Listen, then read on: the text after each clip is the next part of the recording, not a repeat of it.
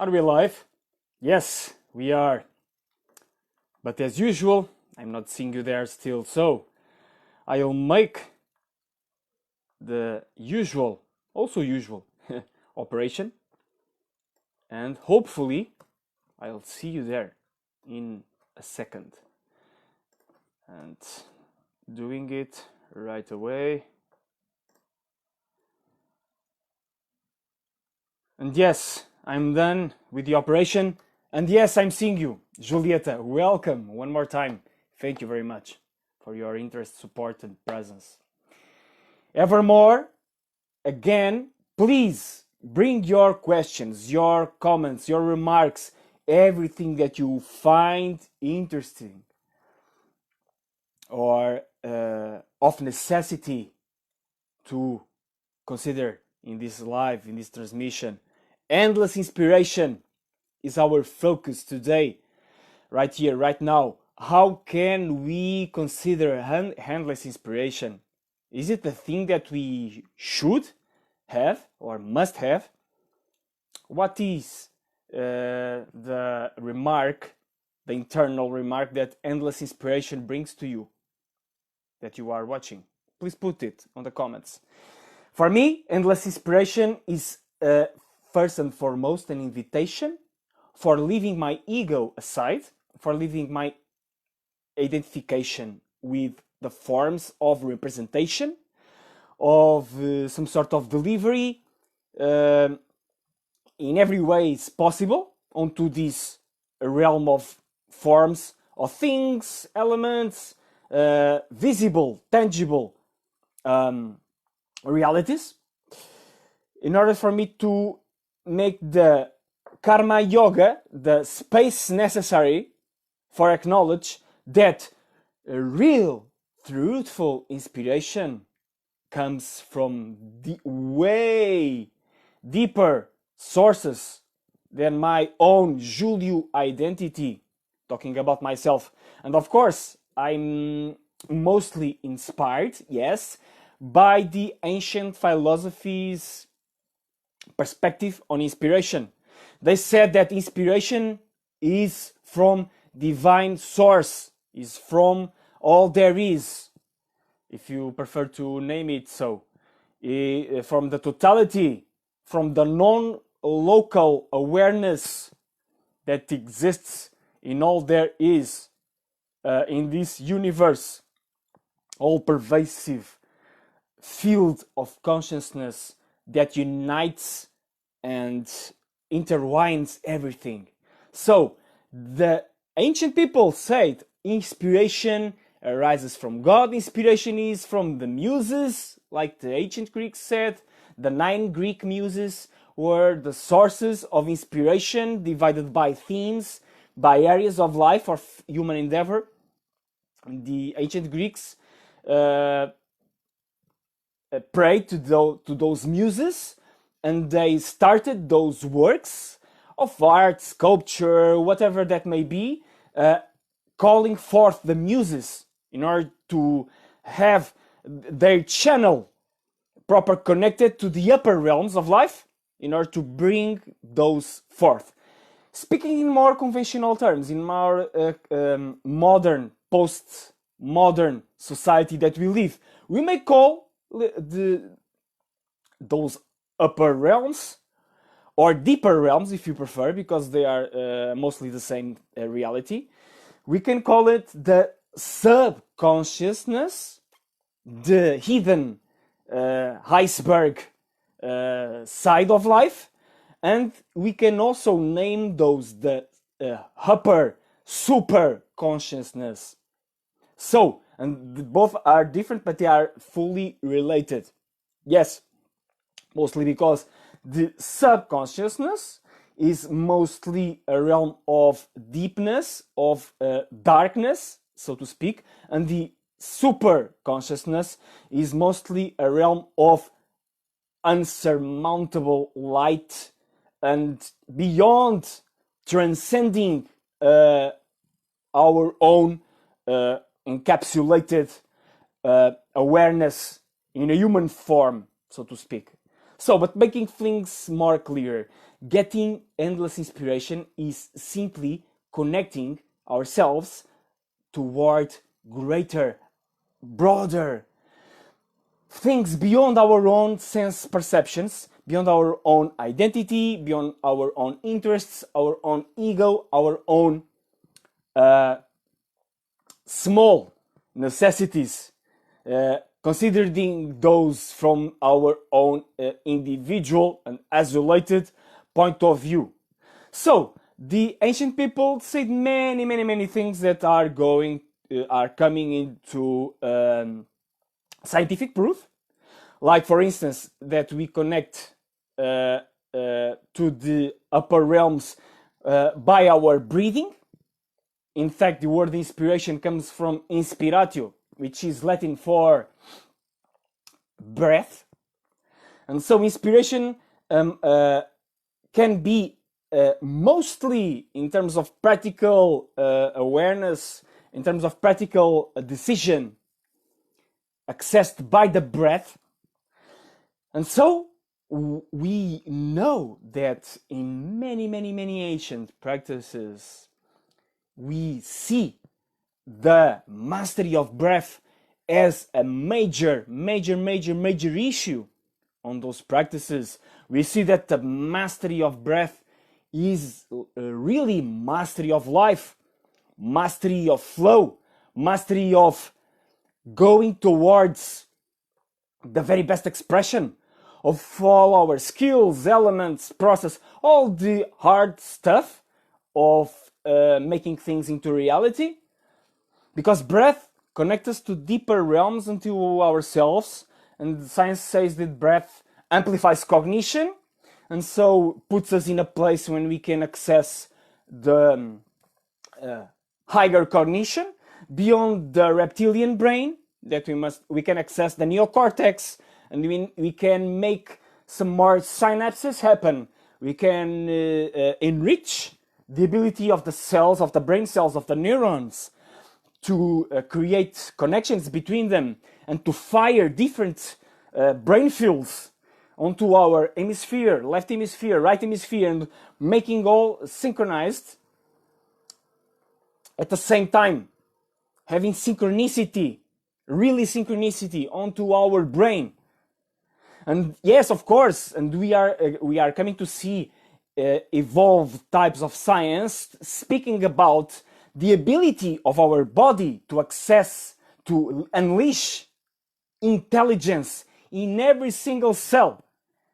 We are talking about the heart intelligence, we are talking about the gut intelligence, that our intestine cells have an incredible amount of connection with our brain cells. Yes, that our hara center, like the Japanese, the Eastern philosophies have acknowledged, the hara center near between the second and the third chakra, for those of you who know the chakra system, is deeply connected with our more cognitive type of mind apparatus, because they both form a mind, and our own mind is formed by the connection between those brains, in the sense of the hara is the intangible brain. So I'm putting some added flesh, some more technical aspects of the ancient science, and coupling those with the current scientific endeavors, for you to go check these things, pick the terms and go find for yourself, and make yourself more understandable on those types of studies. I can quote some people, of course. Greg Braden is one of the investigators, of course, from these type of things. Like Rupert Sheldrake is another one. And from the ancient philosophy branch, you can check onto theosophical branch. You can check Master Omram, Mikhail Ivanov. I'm sorry if I'm pronouncing its name not properly. But the main thing is, inspiration really is a totality. So, of course, you can access it by the breath, by the breathing, getting mastery onto the breathing as a pinpointed, focused way of getting to the upper realms quicker. But we know that it really is a full force field of awareness that pervades our full bodies in and of course outside of ourselves. But that can take us to another issue, which is very interesting, but at the same time somewhat complicated to translate into more concrete terms in so short of time that we have here, which is the definition of body and definition of bodies. What really is a body? How can we define our bodies? Yes, because in the conventional terms, body is flesh, bones, circulatory system, parasympathetic system, respiratory system, and all the things that we get to see as manifest. In the spiritual science, we can find and we acknowledge several different types of bodies that in fact are a single body, just one body, but with many differentiations. Some which we see and others we don't see. So, bodily definition is subject to our own perception, understanding, thought processes, beliefs, and of course, worldviews, paradigms. But in very, very, very simple terms, and just for you to take to your weekend, some things that you can put together into practice. You know, and you should know, that just by considering your own breathing process ever more as a deliberate practice, you are connecting yourself to the very most advanced understanding that humans have grasped ever since about getting inspiration. That is the first thing that I want to give to you. The second thing I want to give you is, of course, the known local awareness of what really is being inspired of or obtaining, getting inspiration. It's not from me, Julie, not from you, Julieta, not for any other person.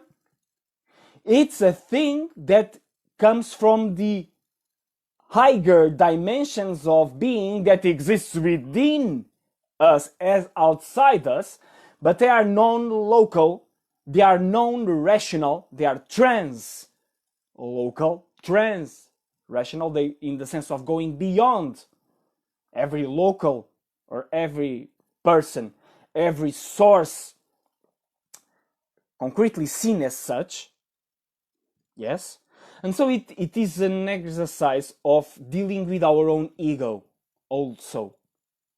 Not putting ourselves onto the front line of, oh my God, I'm having so much inspiration, I'm so magnificent, so bright, so this and so that, because I've prepared so much, because I've read so many books, or I've watched so many life forms in nature, in arts, in society, whatever.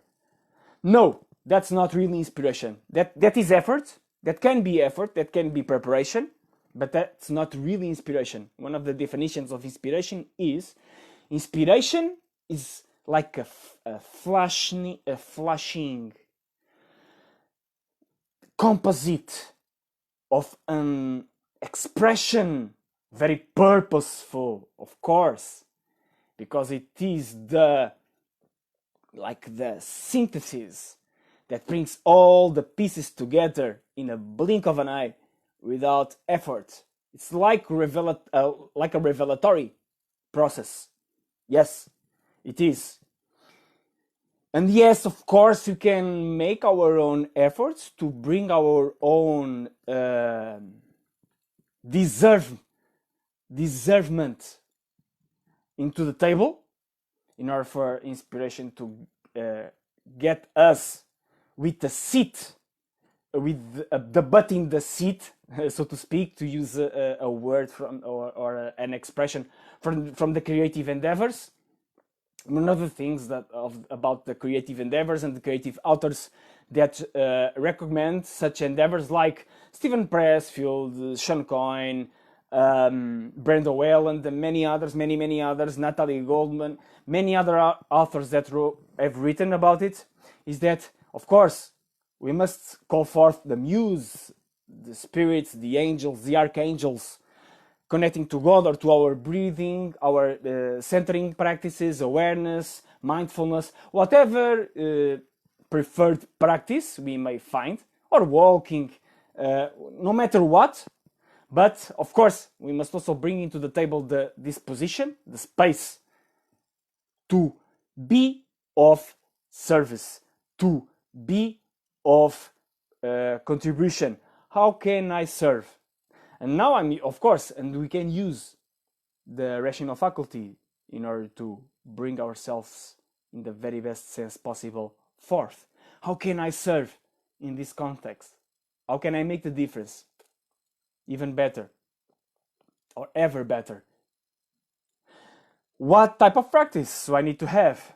Should I start to get my subconscious to work for me better than the thing I'm making? Okay, maybe I should go and make some statements, some affirmations before I'm going to sleep. The last thing I'm going to do before I close my eyes is to make some affirmations that ask from my subconscious mind. And if I want to couple those with some praying to higher entities, forces that help me into finding or transiting or expressing with excellence my life purpose, I can do it before I close my eyes. I can make a statement, and then I can jot down some of those in my journal. I can do the very same things, going for my day, in awakening. And I can do several other different practices for doing so. Yes, I can make myself more proficient dealing with the term. I can look at other sources of inspiration. I can model myself after the persons I like the most. I can understand why I feel some sort of attraction to one person instead of another. Putting just another hint that I use applying in my other type of work with people, paid work. Understand that many of the people you feel drawn to as references, if you know about those, of course, and you should know better about those, is those that have a similar cosmic framework to yours, like a similar natal chart and similar transits, aspects on the natal chart that you have. Why do you feel drawn to Martin Luther King or Mahatma Gandhi or John F. Kennedy or Mother Teresa or no, whatever? I'm just quoting some names that I know that have some, talking about myself, some natal chart aspects that are close to some that I have. And so I can understand a little bit better why I'm drawn to them and what type of aspect in my own psyche is being fine-tuned when I see those expressions on those people. And then I can understand also what are the points of view that they bring forth to me that simultaneously are of inspiration of my strengths and this is very important in my understanding also, that can bias my own perception of those people, putting them into pedestals. Yes, because that's a given risk also. Yes, we should have a balanced perception, not in pedestal, not in pit, balanced, equanimity. Yes, we can acknowledge the very best in people, but without projecting our own lightness or darkness into them. And of course, here the risk is projecting our own light onto the figures we love the most, or and of course also projecting some darkness, because if we find them just to be flawed in a sense, oh, because they've sinned in this or that, then we take him out of the pedestal and put him into the pit. And that's not the right thing to do. We can of course revise our own understanding about those, but maybe bringing some humanity about it, and maybe understanding that maybe our own modeling, the way we model people in our society, maybe is a little bit flawed, or maybe even more than just a little bit flawed. Maybe we are giving fame, spotlight, and achievement in external sense too much of a stage, yes, too much of a limewire, and maybe a limelight. Sorry, limewire is another term. Maybe just maybe we should look at the fundamentals of life, look at the causes and effects that create some types of results in manifest terms. But maybe we should go really beyond that, and getting our inspiration from sources that can be subject, going beyond the manifest modeling, and getting the inspiration from those sources that are up to the challenge of sending us perfection onto our ideals. Because perfection, if this is a big if, but is an if duly considered, if proper considered, the best ideal is the unattainable ideal. That's one of the ideas of Master Omaram Mikhail Ivanov that I cherish the most. That the idea that the greatest and the most helpful ideal is the ideal that can't be translated fully into achievement, because it puts us ever more into the path of making the very best we can be, without getting the feeling, okay, I've achieved it, so now what?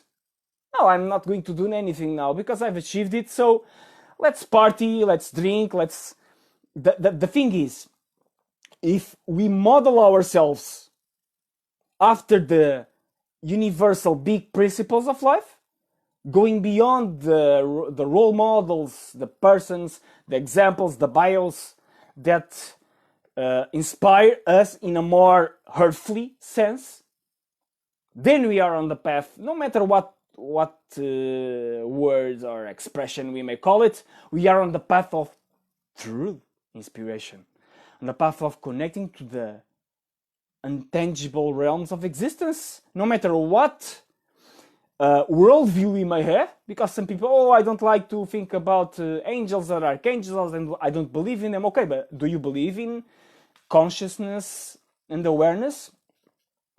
Do you believe in sub and super consciousness forces that drive our existence? Well, do you believe in universe? Do you believe in modern science? Do you believe in quantum physics? Okay, go check those ways of seeing and understanding the world. I personally love the ancient philosophy, as I've told many times. I personally like to, I really like to understand every sources of awareness and of consciousness, in intangible and tangible. But if I have to pick my preferred ones, I prefer the ancient philosophy, because it's much rich, it's beautiful, and it gets you into a historical perspective. You can see better cause and effect relationships into our society creation. Why do we have things the way we have today? Why do we have a society like this? Well, mostly because it's a society which arisen from the ancient Greek way of seeing the world, on those battling of forces and powers from the Olympus realm that were conveyed to all sorts of mythology and art forms, cultural, political, society structures. We know that our political institutions, cultural institutions, educational institutions are grounded onto the ancient Greek institutions. So if you know a little, just the broader sketches of it, you now they come to be, we understand much more better, and not even putting some other complications into being, like go checking the ancient Egyptians and consider other possible, at least confirmed for the ancients, like Plato.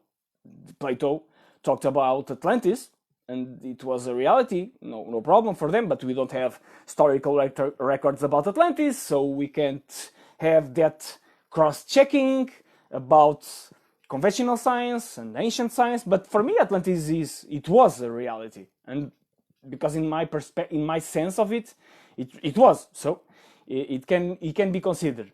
But I'm digressing. The main thing is going towards the most enlivened and exciting references that you can find, and at the same time keeping the most simple and the most fundamental expressions of inspiration in your daily life, in your daily rituals, in your daily practice. It's like breathing. You born breathing. That's the sign that defines your own manifestation, your own life form into this world. It's breathing. Yes, the moment they mark your coming into this life is the moment of your first breathing. So it's the most simple, fundamental, manifest bridge between all dimensions of being, and I believe it's a major proper channel for you to access all the upper or the deeper, if you prefer to call them so. Although I believe it makes sense to differentiate between calling deeper and upper, because they have different types of journey and experience, in the sense of deeper is a more earthlier and alchemic type of process, and upper is a more lightier awareness, transcendence, beyond form type of journey, if it makes any sense to you. Please breathe well, pay attention to your breathing, train yourself to do so ever more into your day, and take good care of yourself, eat well, sleep well, exercise well, bond well, nurture all the dimensions of your being well, and you will be onto the path of having that endless inspiration, an ideal, of course, not possible to fully achieve, but a very wonderful ideal, I believe so. So, my dear friends, please have a wonderful weekend. Talk soon. Take care. Bye bye.